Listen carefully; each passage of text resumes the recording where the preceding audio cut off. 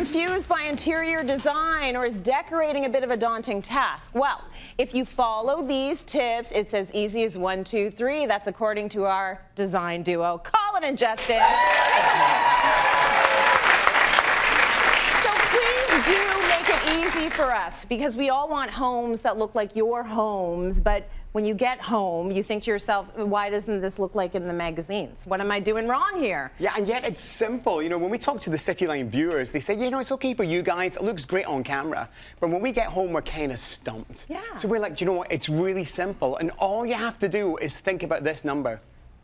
3. Just make 3 your best friend. As the song goes, 3 is the magic number. Now, Tracy, we're going to talk in terms of the specifics of how to position 3 things and make them look fabulous. But first of all, I want to talk about a decorative equation, almost like a decorative algorithm. If you split your scheme like this, it will look good. Your principal backdrop should be 60% of your project, okay? This is very mathy. So, well, it is mathematical, but it's a really clever thing. Get your calculator or your abacus out, depending upon how old you are.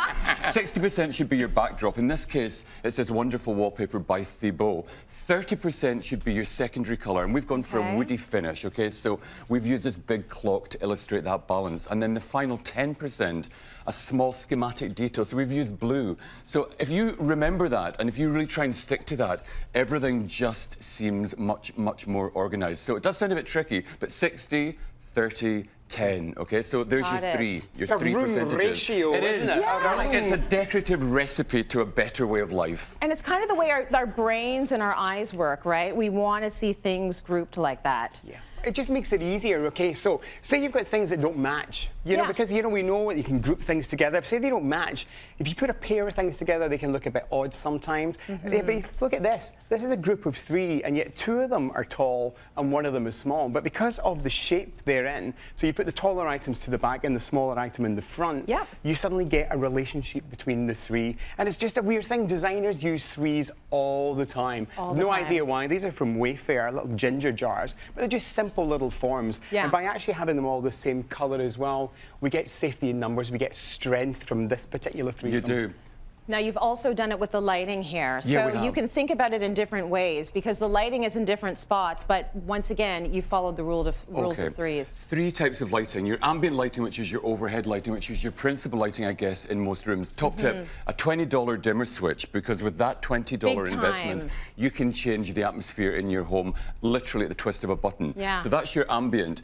Then your task lighting is something like this table lamp, Tracy. So maybe you're doing your knitting, or you're reading, or you're working on your laptop. You want something that's directional, that can follow you around. And then this last fellow up here, which I really, really like, that really pulls out an architectural detail. It's maybe something that you might have behind a plant in a corner of a room to light up. So those are your 3 key zones of lighting. And if you remember to get those into every scheme, it will really make a difference. It really does. And then you've got your 3 floating shelves. Exactly. You know, so grouping things together, you know, so this is kind of like ungrouped, because they don't share a similarity. But these are identical. So these shelves, floating shelves from IKEA, and then we just grouped some little cacti family. So the shelves are the same, the grouping on each shelves is the same as well. 3 shelves, 3 groups of 3 on there as well, the number 333.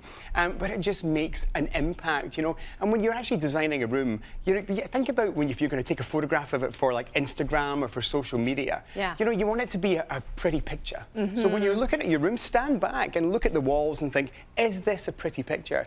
Do we need to add shape? You know, it might be there's a window off center. You could then do a grouping like this to balance it up. So suddenly you're filling in dead space and giving it beauty and a use, and you're using the number 3. Here's the other thing that people don't see. If you saw these 2 setting up before the show, you're constantly standing back, looking at what you've done, going in, you're fixing. It's like writing. You rewrite, you rewrite, you rewrite, and that's what you need to do with your decor. It really is, Tracy. We come from a magazine background long before we moved into television, and every time we looked through our photographer's lens, we'd say, okay, pull that chair back to the left a little, maybe pull a bit more of the rug in there. And it really, I mean, I don't want you to think that it's a science that you can't master, because it simply is as easy as stepping back, enjoying what you've got. And maybe you could think about, you know, you're getting ready for a night out and you look in the mirror and you think, you know, I look great, but there's maybe one thing too many, so you take off one bangle, or you maybe remove the scarf. If you apply that same sensibility to arranging your home, then it will always look really, really good.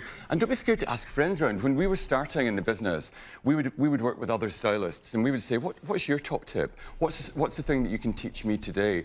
So share your ideas with everybody, because good homes will make a really big difference to your lifestyle and the way that you feel emotionally. It's really, really important. So sometimes it's a classic case of less is more. Totally. Share the ideas, but don't be judgy. Yeah, don't be judgy. Don't be mean, Tracy, because Don't that's be not nice. mean. Oh, yeah, yeah. Nice. Haters gonna hate. Haters gonna hate. Now, I like that you did that as well with the accessories, all these little groupings, because most people have a coffee table or something where they want to put things on it, and it can either look completely cluttered or it looks like not enough.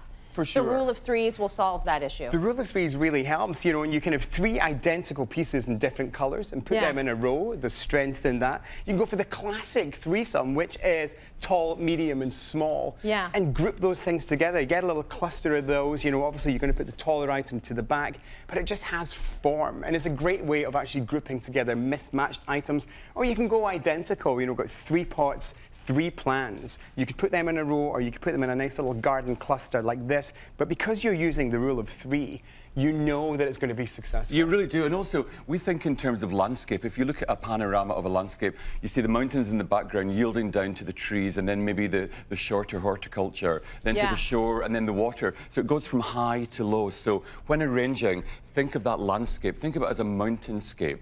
And then you're just kind of arranging the pieces of that vista until it all feels absolutely right. You just made that very arty. And it's a mountain that you're going to conquer. Oh, I like it. I want to mention that stunning clock on the wall, as well as those great wall plaques, are from Urban Barn. So thank you for that, guys. Our pleasure. Really good.